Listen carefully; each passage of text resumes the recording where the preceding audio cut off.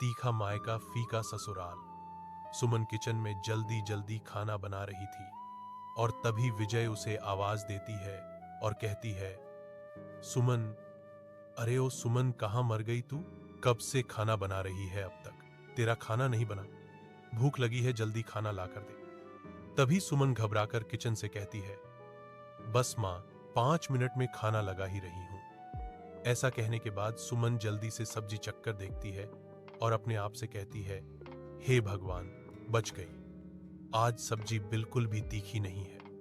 अब मैं जल्दी जल्दी खाना लगा देती हूं। सुमन जल्दी जल्दी टेबल पर खाना लगाती है। तभी विजय और विजय की बेटी नीलिमा दोनों खाना खाने बैठती हैं। सुमन सामने डरी सहमी खड़ी होती है। जैसे ही नीलिमा पहला निवाला खाती है तो वो अपनी मां से कहती है, ओ मां, इसने फिर आज खाना तीखा कर दिया। इसे कितना भी समझाऊं, इसे समझ नहीं आता। नीलिमा, बेटा, यह खाना जानबूझकर तीखा करती है।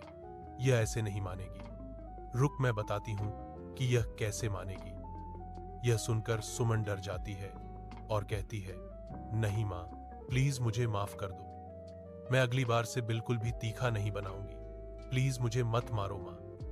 लेकिन बिजिया कहां सुनने वाली थी। वो सुमन को 3-4 झापड़ लगा देती है और कहती है, हरामखोर, आज के बाद खाना तीखा किया ना तो तेरी हड्डियां तोड़ दूंगी। अब अपनी मनहूस शक्ल लेकर यहां से चली जा। सुमन रोती हुई किचन में आ जाती है।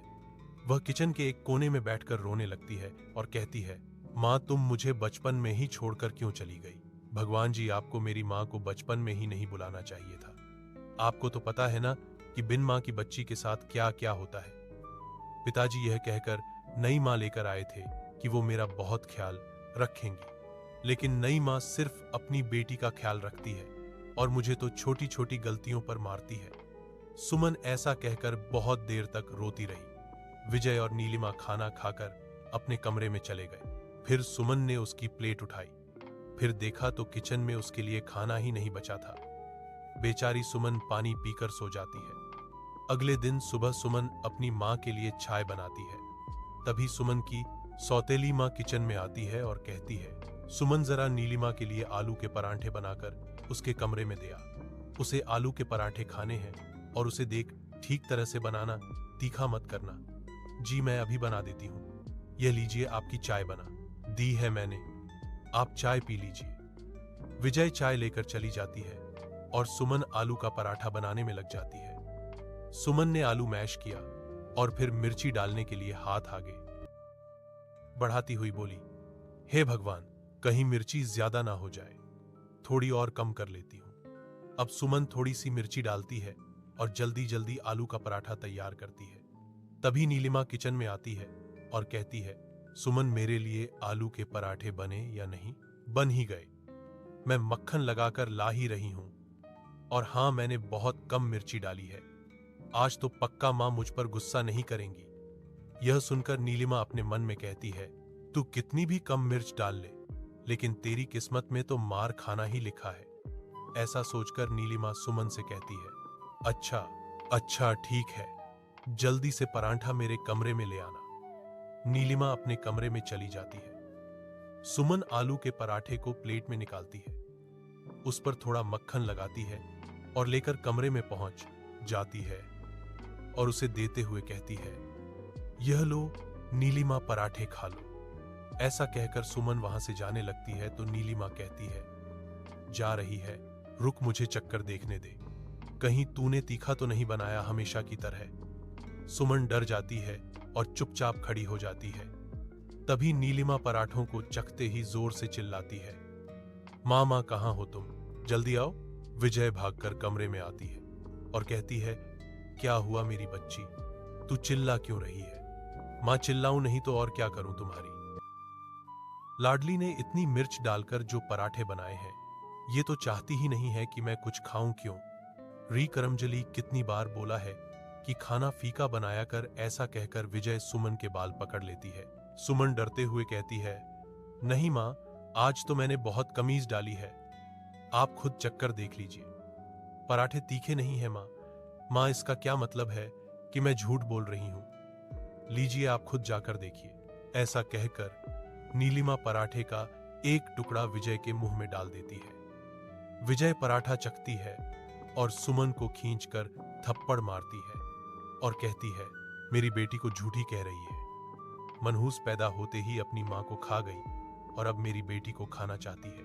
पराठे तीखे देती है। चल चल जा यहां से मनहूस, तुझे तो रोज पिटने की आदत पड़ गई है। बेचारी सुमन रोती हुई वहां से चली जाती है और नीलिमा और उसकी मां एक दूसरे को देखकर हंसने लगती है। फिर दोनों मिलकर पराठे खाती हैं। तब नीलिमा कहती है, मां अच्छा करती हो जो इस मनहूस को रोज मारती हो, वरना यह हमसे डरना बंद कर देगी और हमारा काम करना भी बंद कर देगी। हाँ बेटा तो सही कह रही है, तेरे पिताजी तो वैसे ही इस मनहूस को बहुत चाहते हैं।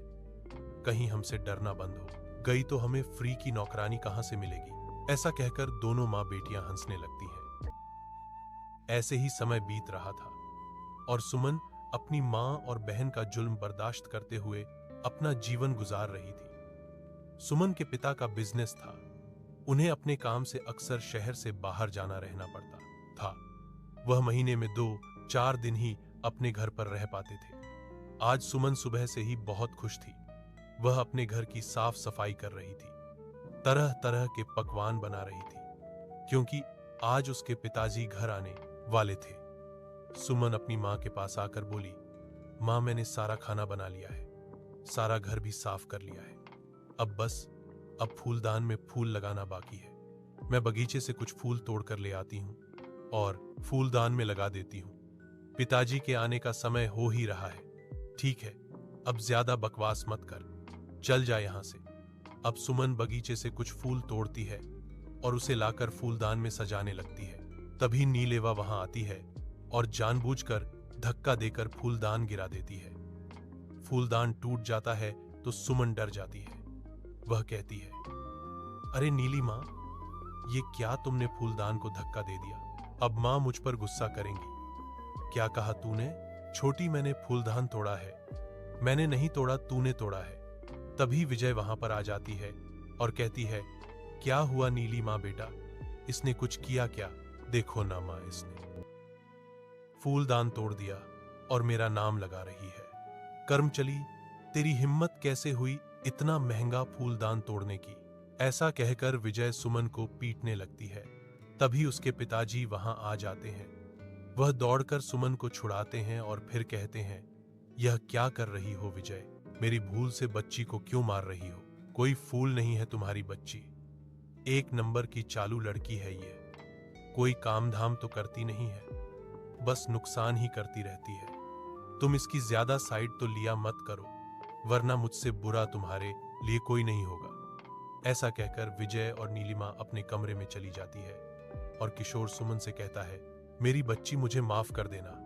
तेरे साथ इतना बुरा व्यवहार हो रहा है, लेकिन मैं फिर भी इसे रोक नहीं पा रहा हूं। नहीं पिताजी, मुझे आपसे कोई शिकायत नहीं है, आप बिल्कुल परेशान मत होइए। फिर किशोर एक सुंदर सा सूट सुमन को देते हुए कहता है, सुमन बेटा, यह सूट मैं तेरे लिए लाया हूं, तू रख ले। नहीं पिताजी, ये सूट आप नीली मां को दे दीजिए। अगर मां को पता चल गया कि आप ये सूट मेरे लिए लाए हैं तो वो मुझ पर बहुत गुस्सा करेंगी। अब आप हाथ मुंह धो लीजिए, मैं आपके लिए खाना लगा देती हूं। ऐसा कहकर सुमन वहां से चली जाती है। तब किशोर अपने आप से कहता है, मैं जानता हूं मेरी बच्ची कि मैं तुझे अपनी मर्जी से कोई सामान दे भी नहीं सकता, क्योंकि उसके लिए भी तुझे उन लोगों से मार खानी होगी। तुझे मायके में तो कोई सुख मिला नहीं, लेकिन मेरी भगवान से प्रार्थना है कि तुझे अच्छा ससुराल मिले कि तू वहां जाकर अपने मायके को ही भूल जाए। किशोर अगले 4 दिनों तक घर में रहता है तो सुमन बहुत खुश रहती है और विजय और नीलिमा उसे मार भी नहीं पाती। आज सुबह सुबह किशोर अपने बिजनेस की ट्रिप के लिए रवाना हो जाता है। तब विजय सुमन से बोली, सुमन, अरे ओ सुमन, कहां मर गई तू? जी मां बताइए। सुन, आज मेरी कुछ सहेलियां खाने पर आ रही है। तू ऐसा करना कि सबके लिए खाना बना लेना, और हां, हमेशा की तरह पूरे खड़े मसाले सिलबट्टे पर बारीक पीस कर सब्जी बनाना। और सुन, मेरी सहेलियों को मक्के की रोटी और चटनी बहुत पसंद है, तो तू वो भी बना लेना और खाना तीखा मत करना। जी मैं बना लूंगी। अब सुमन किचन में जाती है और सबसे पहले सारे खड़े मसालों को इकट्ठा करके सिलबट्टे पर पीसती है। सिलबट्टे पर मसाला पीसते पीसते उसके हाथों में बहुत तेज दर्द होने लगता है। तब सुमन अपने आप से कहती है, हे भगवान, इतना सारा मसाला पीसना है मुझे, मेरे हाथों में तो कितना दर्द हो रहा है, लेकिन पीसना तो पड़ेगा। सुमन मिक्सी में भी पीस नहीं सकती, वरना मां तुझे बहुत मारेंगी। ऐसा कहकर सुमन फिर से मसाले पीसने लगती है और सारे मसाले पीस लेती है। मसाले पीसने के बाद सुमन के हाथों में जलन होने लगती है। वो देखती है कि उसके हाथ में छाले पड़ गए तो वह रोने लगती है। तब तक विजय किचन में आ जाती है। सुमन को रोता देखकर विजय कहती है, क्या बात है, यह रोना धोना ही चलता रहेगा या खाना भी बनाएगी? मेरी सहेली आ चुकी है। मां, मैंने हाथों से इतना सारा मसाला पीसा है, इसलिए मेरे हाथों में छाले हो गए हैं। बहुत दर्द हो रहा है मां, समझ नहीं आ रहा मैं खाना कैसे बनाऊं। तो तू क्या सोच रही है कि तेरी जगह मैं खाना बना दूं? चुपचाप खाना बना, वरना सभी के बीच में बाल पकड़कर मारूंगी तुझे।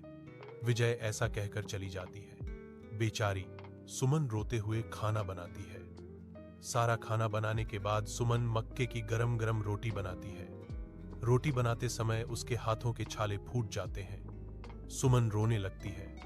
तभी नीलिमा किचन में आती है और कहती है, सुमन मां इंतजार कर रही है, जल्दी से खाना लगा दे, वरना मां तुझे छोड़ेंगी नहीं। नीलिमा, मसाला पीसकर मेरे हाथों में छाले पड़ गए थे, वो फूट गए हैं तो मुझे बहुत दर्द हो रहा है, तो मेरी मदद कर दो प्लीज। तेरा दिमाग खराब हो गया है, क्या मैं तेरी मदद करूंगी?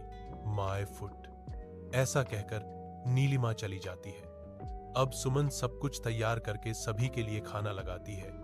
तब सभी लोग खाना खाना शुरू करते हैं। नीलिमा मक्के की रोटी और चटनी खाकर कहती है, मां, लगता है सुमन ने चटनी सिलबट्टे पर नहीं मिक्सी में पीसी है, इसीलिए तो चटनी में टेस्ट नहीं आ रहा और सब्जी भी इसने बहुत तीखी बनाई है। नीलिमा की बात सुनकर विजय कहती है, इसकी तो आदत ही खराब है।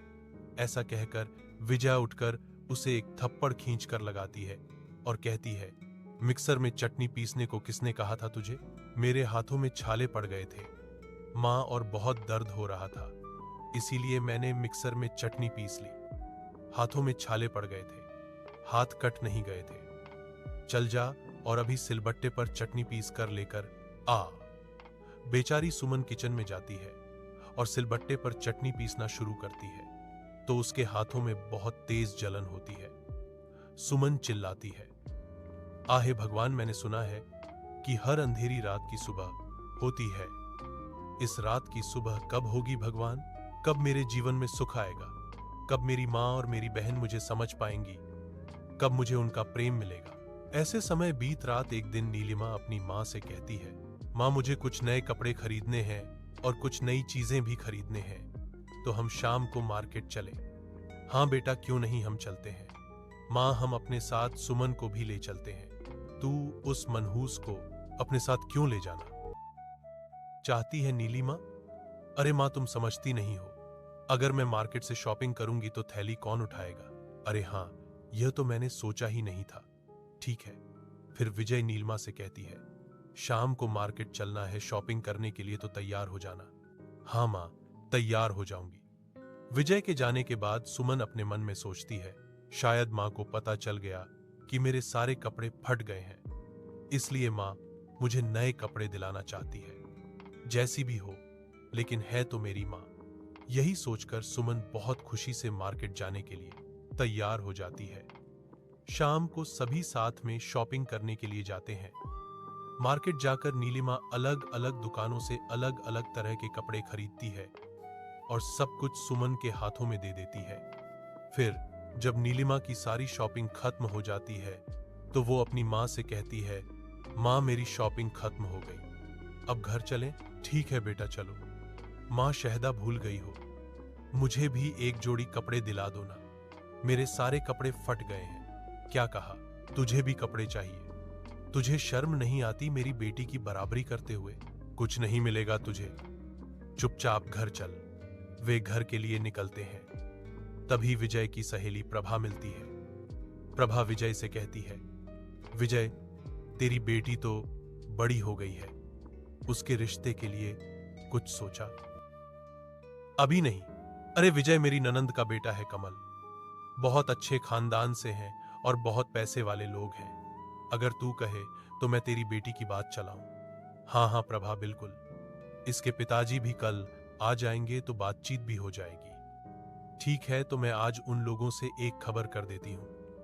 अगले दिन प्रभा सुबह सुबह फोन करके विजय को बताती है कि कमल के घर वाले लड़की देखने उसके घर आ रहे हैं। विजय सुमन को बुलाती है और कहती है, देख सुमन, आज लड़के वाले मेरी बेटी को देखने आ रहे हैं, कोई भी कमी नहीं रहनी चाहिए। उनकी खातिर में अच्छे से खाना बनाना, और हाँ, तीखा बिल्कुल मत करना। मेरी बेटी की शादी उस घर में होगी तो मेरी बेटी वहां राज करेगी, राज। हाँ माँ, मैं लड़के वालों के स्वागत में कोई कमी नहीं छोड़ूंगी। आखिर नीलिमा मेरी भी तो बहन है। ठीक है, अब ज्यादा बकवास मत करो और काम में लग जा। नीलिमा घर के कामों में लग जाती है, फिर वह सभी के लिए खाना बनाती है। तब तक कमल अपने परिवार के साथ उनके घर पहुंच जाता है। विजय सभी को हॉल में बिठाती है। कमल की मां आशा देवी कहती है, बहन जी, प्रभा भाभी तो आपकी बेटी की बहुत तारीफ कर रही थी, जरा उसे बुला दीजिए। जी बहन जी, अभी बुलाती हूं। नीलिमा बेटा, जरा बाहर आओ। अपनी मां की आवाज सुनकर नीलिमा बाहर आती है और सभी के बीच में बैठ जाती है। फिर विजय नीलिमा की तारीफ करते हुए कहती है, लाखों में एक है, मेरी बेटी जितनी सुंदर है उतनी गुणी भी। तभी सुमन सभी के लिए चाय नाश्ता लेकर आ जाती है। वह सभी को चाय देती है और अंदर चली जाती है। आशा देवी कहती है, बहन जी, यह कौन है? बहन जी, यह मेरी सौतेली बेटी है, एक नंबर की कामचोर। थोड़ी देर बाद सुमन सभी के लिए खाना लगाती है। सभी लोग खाना खाने बैठते हैं। तब आशा देवी कहती है, बहन जी, अपनी बड़ी बेटी को भी खाना खाने के लिए बैठाइए ना। नहीं बहन जी, वो हमारे साथ खाना नहीं खाती, उसे अकेला खाना खाने की आदत है। उसके बाद फिर विजय सुमन से कहती है, सुमन, खाना तेज तो नहीं बनाया ना तूने? नहीं मां, मैंने खाना फीका ही बनाया है। फिर विजय जैसे ही एक रोटी का टुकड़ा खाती है, वैसे ही सुमन से कहती है, यह क्या सुमन, तुझसे कोई काम ढंग से नहीं होता ना? तूने खाना इतना तेज बना दिया। नहीं मां, आज तो मैंने खाने में मिर्ची बहुत कम डाली है, जरूर आपको कोई गलतफहमी हुई होगी, आप फिर से खाकर देखो। क्या कहा तूने? मुझसे जुबान चला रही है। ऐसा कहकर विजय सुमन को थप्पड़ मारने के लिए हाथ उठाती है। तभी सुमन के पिताजी बीच में आकर विजय का हाथ पकड़ लेते हैं और कहते हैं, बस करो विजय, बच्चे हैं, गलती हो गई होगी। तभी आशा देवी कहती है, यह क्या बहन जी, खाना तो बिल्कुल तेज नहीं है, आप उस पर क्यों चिल्ला रही हैं? बहन जी, दरअसल हमारे यहाँ तीखा खाना नहीं खाते हैं, लेकिन यह हमेशा ही तेज कर देती है। यह बात सुनकर कमल के पिताजी कहते हैं, बहन जी, वो बच्ची है, उससे गलती हो सकती है, आपको प्यार से समझाना चाहिए। विजय कमल के पिताजी की बात सुनकर चुप हो जाती है। फिर सभी लोग खाना खा लेते हैं। उसके बाद जाते जाते आशा देवी विजय से कहती है, बहन जी, दरअसल मेरे बेटे को और मुझे आपकी बड़ी बेटी सुमन पसंद है, तो यदि आपकी तरफ से हाँ हो तो आप मुझे बताइएगा। ऐसा कहकर आशा देवी अपने परिवार के साथ वहां से चली जाती है। विजय इस बात पर बहुत गुस्सा होती है और कहती है, करंजली मेरी बेटी के भाग्य में भी आड़े आ रही है। मैंने इन लोगों को बुलाया था अपनी बेटी के लिए, लेकिन ना जाने इसने ऐसा क्या कर दिया कि यह लोग इसे पसंद करके चले गए। तमीज से बात करो विजय, वो भी तुम्हारी बेटी है, और अगर उन लोगों को सुमन पसंद है तो मैं उसकी शादी वहीं करवाऊंगा। और अगले दिन किशोर आशा देवी को फोन करके रिश्ते के लिए हाँ कर देता है और इस तरह सुमन का रिश्ता कमल के साथ पक्का हो जाता है। जल्दी ही शादी की तैयारी होने लगती है। विजय ने सुमन की शादी में खुद से ज्यादा दहेज देने के लिए किशोर को मना कर दिया था। बेचारा किशोर विजय के सामने मजबूर था। जल्दी ही सुमन और कमल की शादी हो जाती है और सुमन दुल्हन बनकर अपने ससुराल आ जाती है। अगले दिन सुमन सुबह 5:00 बजे उठा जाती है। पहले वो घर का झाड़ू पोछा और साफ सफाई करती है। फिर किचन में जाकर नाश्ता बनाने लगती है और उसकी सास वहां आती है और कहती है, अरे सुमन, ये क्या कर रही हो बेटा? और घर की साफ सफाई, झाड़ू पोछा तुमने किया है क्या? ये सुनकर सुमन डर जाती है और कहती है, हाँ माँ जी, मुझसे कोई गलती हो गई है क्या? ठीक तरह से काम नहीं हुआ क्या? नहीं सुमन बेटा, कोई ऐसी बात नहीं है, बल्कि मैं तो यह कह रही थी कि इतनी सुबह उठकर यह सब काम करने की तुम्हें कोई जरूरत नहीं है। इन सब कामों के लिए हमारे घर में नौकर जाकर हैं। और रही बात नाश्ता बनाने की, तो इतनी भी क्या जल्दी थी? उपासना तुम्हारी मदद करती थी, तभी उपासना भी वहां आ जाती है और कहती है, हाँ भाभी, माँ सच कह रही है, मैं आपकी हेल्प के लिए ही आ रही थी, लेकिन आपने तो पहले ही सब कुछ बना लिया है। कोई बात नहीं बेटा, कल से तुम उपासना के साथ मिलकर खाना बनाना। अब जब बना लिया है नाश्ता, तो चलो सबको लगा दो। उपासना बेटा, तुम अपनी भाभी की हेल्प करो। जी माँ। उपासना और सुमन सभी का नाश्ता लगाते हैं। नाश्ते में सुमन ने उपमा, आलू के पराठे, पोहा और हलवा बनाया था। सभी लोग नाश्ता करना शुरू करते हैं। तब कमल कहता है, अरे सुमन, तुम खड़ी क्यों हो? तुम ही बैठो, हमारे साथ नाश्ता करो। नहीं, आप लोग खाइए, मैं बाद में खा लूंगी। बहू, बाद में क्यों? चलो हमारे साथ बैठो, नाश्ता करो। सुमन सबके साथ नाश्ता करने बैठ जाती है, लेकिन वो अंदर ही अंदर बहुत डर रही थी और मन ही मन सोच रही थी, हे भगवान, कहीं ऐसा ना हो कि खाना तीखा हो गया हो और मुझे मार खानी पड़ी। तभी सुमन के देवर ने एक टुकड़ा आलू का परांठा खाया और बोला, अरे माँ, यह परांठा किसने बनाया है? देवर जी, मैंने बनाया है। कोई गलती हो गई है क्या? परांठा तीज बना है क्या? ऐसा कहते हुए सुमन डर की वजह से पसीने से भीग जाती है, क्योंकि उसे ऐसा लगता है कि अगर नाश्ता तेज बना तो उसे मार पड़ेगी।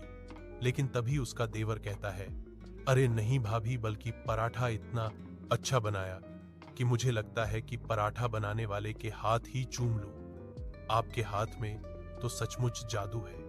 हाँ भैया, आप बिल्कुल सच कह रहे हैं। एक हाथ आप चूम लो लूं और दूसरा मैं चूम लेती हूं। उपासना की बात सुनकर सभी लोग हंस पड़े। सुमन ने चैन की सांस ली और अपने आप से बोली, हे भगवान, मुझे तो लगा था कि आज मेरे ससुराल वालों से ही मार खानी पड़ेगी, लेकिन तूने बचा लिया भगवान। अगले दिन सुमन खाना बनाने के लिए खड़े मसाले इकट्ठा करती है और सिलबट्टे पर पीसने जा ही रही होती है कि तभी उसकी सास आ जाती है और यह देखकर सुमन से कहती है, अरे सुमन बेटा, मसाला सिलबट्टे पर क्यों पीस रही हो? मिक्सर है ना, उसमें पीसो, इतनी मेहनत करने की कोई जरूरत नहीं है। यह सुनकर सुमन बहुत खुश हो जाती है और मिक्सर में मसाला पीसकर खाना बना लेती है। फिर सुमन सब्जी चक्कर देखती है तो उसमें मिर्च ज्यादा हो गई थी। अब सुमन अपने आप से कहती है, हे भगवान, खाने में मिर्च ज्यादा हो गई, आज तो पक्का सासू माँ मुझे मारेंगी। फिर सुमन सभी को खाना लगा देती है। सभी लोग खाना खाने लगते हैं। तब सुमन कहती है, माँ जी, आज खाने में मिर्च तेज हो गई है ना? हाँ सुमन, खाने में मिर्च थोड़ी तेज हो गई है। यह सुनकर सुमन बहुत डर जाती है और कहती है, माँ जी प्लीज मुझे माफ कर दीजिए, अगली बार से मैं खाने में मिर्च कम डालूंगी, मुझसे धोखे से ज्यादा हो गई, पाजी प्लीज मुझे माफ कर दीजिएगा। यह बात सुनकर उपासना कहती है, भाभी आप इतना डर क्यों रही हैं? इतना भी तीखा नहीं है खाना। हाँ बहू, उपासना सच कहती है, और अगर हो भी गया है तो इसमें क्या बड़ी बात है, वैसे भी हम फीका खाते हैं, खाना एक दिन तीखा खा लेंगे तो क्या हो जाएगा। उसके बाद उसका देवर, उसका पति और उसके ससुर भी उसे समझाते हैं। सभी की बातें सुनकर सुमन की आंखों में आंसू आ जाते हैं और वह अपनी सास को गले से लगा लेती है।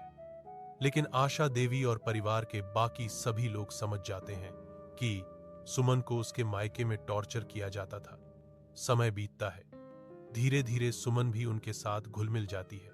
एक दिन कमल सुमन से कहता है, सुमन तैयार हो जाओ, आज मैं तुम्हें बाहर से शॉपिंग करवा कर लाता हूं। उसकी क्या जरूरत है, मेरे पास तो सब कुछ है। सुमन को तो खुशी का जैसे ठिकाना ही नहीं था। अरे बेटा, क्यों नहीं जरूरत है? जब से तेरी शादी हुई है तब से तू एक बार भी शॉपिंग करने नहीं गई। तू चली जा, और साथ में उपासना को भी ले जाना। और हाँ, रात का खाना बाहर ही खाकर आना। मैं सरिता बाई से कहकर अपने लिए खाना बनवा लूंगी। सुमन की तो खुशी का जैसे कोई ठिकाना ही नहीं था। वह कमल के साथ शॉपिंग करती है, घूमती है, बाहर डिनर करती है, फिर रात में वह सभी लोग घर आ जाते हैं। अगले दिन आशा देवी सुमन से कहती है, सुमन बेटा, आज तुम्हारे मायके वाले खाने पर आ रहे हैं, तो तुम उनके लिए सारी तैयारी कर लेना। सच माँ जी, आज माँ, पिताजी और नीलिमा आ रही हैं। हाँ भाभी, आज आप तो बहुत खुश होंगी, लेकिन अपने तीखे मायके वालों के आने की खुशी में अपने फीके ससुराल वालों को मत भूल जाना। कैसी बातें कर रही हैं दिव्यावर जी आप। शाम को सुमन के माता पिता और उसकी बहन नीलिमा उसके ससुराल आते हैं। सुमन उन्हें देखकर बहुत खुश हो जाती है, उनके लिए कॉफी नाश्ता लाती है। तब उसकी सास कहती है, अरे सुमन बेटा, तुम भी हमारे साथ बैठो और कॉफी पियो। नहीं मां जी, आप लोग पीजिए, मैं बाद में पी लूंगी। बैठो ना भाभी, बाद में क्यों पियोगी, हमारे साथ ही बैठकर कॉफी पियो। सुमन डरते हुए उन सबके साथ बैठकर कॉफी पीती है। थोड़ी देर बाद सुमन सभी के लिए खाना लगाती है। सभी लोग खाना खाने बैठते हैं तो विजय कहती है, तेरी पुरानी आदत सुधरी नहीं क्या? तूने आज खाना फिर तीखा कर दिया। यह सुनकर उपासना गुस्से में कहती है, आंटी आप प्लीज हमारी भाभी से अच्छी तरह बात कीजिए। खाना तो बिल्कुल तेज नहीं है, हमारे यहाँ तो इसको फीका कहा जाता है। बहन उपासना सही कह रही है, खाना तीखा तो बिल्कुल नहीं है। ये सुनकर विजय चुप हो जाती है। वो लोग चुपचाप खाना खा लेते हैं। उसके बाद आशा देवी अपनी नौकरानी से कहती है, अरे सरिता, यह बर्तन उठाओ और सारे बर्तन धो के रख दे और किचन की साफ सफाई कर लेना। और सुमन सुमन आओ। हम सभी हॉल में बैठते हैं, सभी हॉल में बैठकर बातें करते हैं। उसके बाद वो लोग घर चले जाते हैं। घर पहुंचकर नीलिमा अपनी मां से कहती है, मां, सुमन को तो कितना अच्छा ससुराल मिला है ना। उसकी ससुराल वाले उसे कितना प्यार करते हैं। काश मुझे भी ऐसा ससुराल मिलता। बीतते समय के साथ नीलिमा की शादी भी एक अच्छे परिवार में हो जाती है। नीलिमा कुछ दिनों बाद अपनी मां को रोते हुए फोन करती है और कहती है, मां, मुझे अब समझ आ रहा है कि हमने सुमन के साथ बहुत गलत किया है। ये तू क्या कह रही है नीलिमा? हाँ मां, मैं सच कह रही हूं। जिस तरह हमने सुमन को परेशान किया, वैसे ही मेरे ससुराल वाले मुझे परेशान करते हैं। वो मशा के होते हुए भी मुझसे हाथों से मसाला पिसवाते हैं। वो खाना थोड़ा सा तेज होने पर मुझे मारते हैं। सारा दिन मुझसे काम करवाते हैं। मुझे खाना भी खाने को नहीं देते। काश हमने सुमन के साथ इतना बुरा ना किया होता, तो आज मेरे साथ भी बुरा नहीं होता। ऐसा कहकर नीलिमा रोने लगती है और फोन रख देती है। तभी नीलिमा के पिताजी विजय से कहते हैं, क्या हुआ विजय, तुम रो क्यों रही हो? तब वह सारी बात बताती है। बिटिया, तुमने हमेशा बिन मां की बच्ची पर बहुत जुल्म किया है। उससे इतना काम करवाया, उसे मारा पीटा, तो तुम्हें तो उसकी सजा मिलनी ही थी। तो क्यों रो रही हो? करने का फल तो मिलता ही है। आप सच कह रहे हैं जी, मुझे अपनी गलती का एहसास हो गया। काश मैंने सुमन के साथ इतना बुरा व्यवहार ना किया होता, तो आज मेरी बेटी के साथ भी इतना बुरा व्यवहार नहीं हो रहा होता। लेकिन मैं मां हूं, अपनी बेटी को इतनी तकलीफ में नहीं देख सकती। सुमन का जीवन तो सुखी हो गया, लेकिन मेरी बेटी तो दुखी है। कुछ तो कीजिए। देखो विजय, मैं तो कुछ नहीं कर सकता। हाँ, लेकिन तुम सुमन चाहे तो बहुत कुछ कर सकती है। सुमन वो क्या कर सकती है? विजय, तुम्हारी बेटी का पति जिस कंपनी में काम करता है ना, वो सुमन के पति की कंपनी है। अगर कमल सुमन के कहने पर नीलिमा के पति को डांट लगाए तो सब कुछ ठीक हो सकता है। लेकिन सुमन मेरे लिए सब कुछ करेगी क्यों? वो मेरी बेटी है विद्या, उसका दिल बहुत बड़ा है। तुम एक बार उससे कहकर तो देखो। अब विजय सुमन को फोन लगाती है और कहती है, सुमन बेटा, मुझे तेरी मदद की जरूरत है। अगर तू कर सके तो। आप यह कैसी बातें कर रही हो मां? अगर मेरे बस में हुआ तो मैं हर तरह से आपकी मदद करूंगी। बताइए क्या बात है? विद्या सुमन को सारी बातें बता देती है। सुनकर सुमन कहती है, मां, नीलिमा सिर्फ आपकी बेटी ही नहीं, बल्कि मेरी छोटी बहन भी है। आज ही कमल से बात करती हूँ। रात को जब कमल घर आता है तो सुमन सभी के सामने कमल से सारी बातें बताती है और कहती है, कमल जी, नीलिमा जैसी भी है वह मेरी छोटी बहन है। अरे भाभी, आपको रिक्वेस्ट करने की जरूरत नहीं है, आप तो बस भैया को ऑर्डर कीजिए, भैया तो आपके हुक्म के गुलाम हैं। नीलेश की बातें सुनकर सभी हंसने लगते हैं और उसके बाद कमल कहता है, सुमन तुम बिल्कुल चिंता मत करो, मैं उसे अच्छी तरह से जानता हूं, उसका नाम योगेश है, तुम टेंशन मत लो, सब कुछ ठीक हो जाएगा। अगले दिन कमल अपने ऑफिस में योगेश को बुलाकर खूब डांट लगाता है और उसे नीलिमा के साथ अच्छा व्यवहार करने के लिए कहता है। साथ ही यह भी कहता है कि उसने ऐसा नहीं किया तो वो उसे अपनी कंपनी से बाहर निकाल देगा।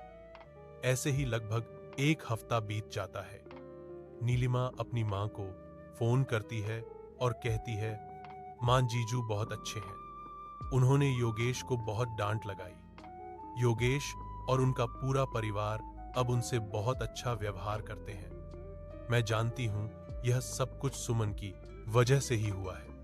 मां, तुम सुमन को घर बुला लो, मैं भी घर आ रही हूं, मैं सुमन से माफी मांगना चाहती हूं। अब विजय सुमन को फोन करके घर बुला लेती है और नीलिमा भी घर आ जाती है। फिर विजय और नीलिमा दोनों सुमन से काफी माफी मांगते हैं। सुमन सभी को माफ कर देती है। यह देखकर उसके पिताजी बहुत खुश होते हैं। सुमन को मायके आए पूरे 2 दिन हो गए थे। तब आशा देवी का कॉल आता है और आशा देवी विजय से कहती है, बहन जी, सुमन हमारे घर से क्या गई, ऐसा लगा कि रौनक ही चली गई। अब हमारे घर के सितारे को जल्द से जल्द हमारे घर भेज दीजिए ताकि हमारे घर में फिर से रोशनी हो जाए। हाँ बहन जी, कमल जी को भेज दीजिए, मैं आज ही उसे वापस भेज देती हूं। शाम को कमल सुमन के घर आता है और खुशी खुशी सुमन को लेकर चला जाता है।